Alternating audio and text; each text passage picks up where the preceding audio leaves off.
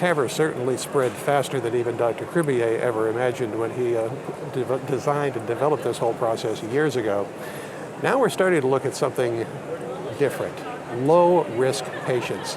And so a JACC simultaneous publication from data presented at this meeting is taking a look at TAVR versus SAVR in patients with severe aortic stenosis, one-year results from the all-comers Nordic aortic valve intervention or NOTION randomized trial.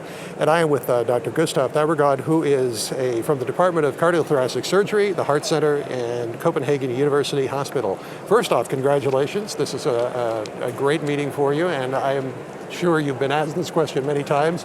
Tell me about the NOTION trial. The NOTION trial is unique in that it's the first randomized controlled trial to include an all-comers population. And since the majority of patients with severe aortic valve stenosis are low-risk patients, we included almost 80% of patients with a low risk for surgery. So what did you find? Well, we found that after 1 year, there was a difference between surgery and transcatheter therapy, and the transcatheter patients did better than the surgical patients. The difference between the two groups was not statistically significant in that, but more patients had death from any cause, stroke or myocardial infarction after 1 year, around 16%, and only 13% in the transcatheter group. So that was the primary outcome of the trial.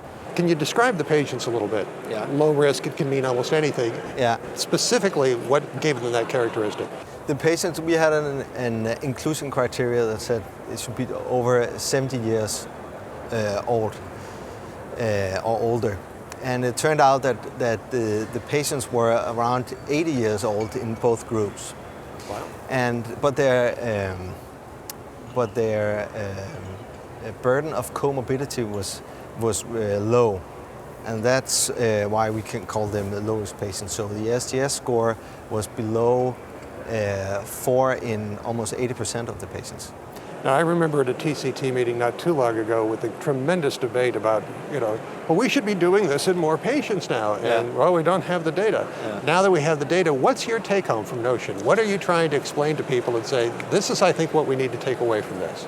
Well, we designed this trial in 2008 and 2009, and the principal investigators of the trial, well, we thought that why not test this new therapy in the majority of patients, all the patients that we actually see in everyday clinical practice. So that's why we designed it with the low-risk patients. But it's a trial with a limited sample size, and it's only 1 year of follow-up. But it gives us a good indication on where we are going next, because we saw this trend with lower rates of all the components of the primary outcome for transcatheter therapy. So that's in very good line with what we've seen this morning, also with the 2-year results from the US core valve high-risk study and the 5-year result from the partner trial, also in high-risk patients. If you see a patient who is a candidate for surgery but just doesn't want it for whatever reason, they just are scared or whatever, do you think now at least this is an option? TAVR is something you can talk to them about, even though they are low risk? Yeah, that's definitely something that this trial has given us an assurance that it seems safe that we use transcatheter therapy also in patients with a lower risk of operative mortality. But still, we have some issues with the paravalvular leakage and the high rate of pacemaker implantation. But the meaning of that is still not quite clear. So, but definitely we can consider transcatheter therapy also for lower risk patients. And are you planning on following these patients even longer? Yes, we are planning to follow them at least 5 years and hopefully longer. In Denmark and in Sweden, we have very good opportunity to follow these patients. They're very closely followed in the different registries in Denmark and Sweden. So we have a very good opportunity to follow these patients for a very long time. Well, this is an exciting first look at low-risk patients, TAVR versus SAVR. Please, this is a simultaneous publication, so you should be able to find it online now at the Journal of the American College of Cardiology.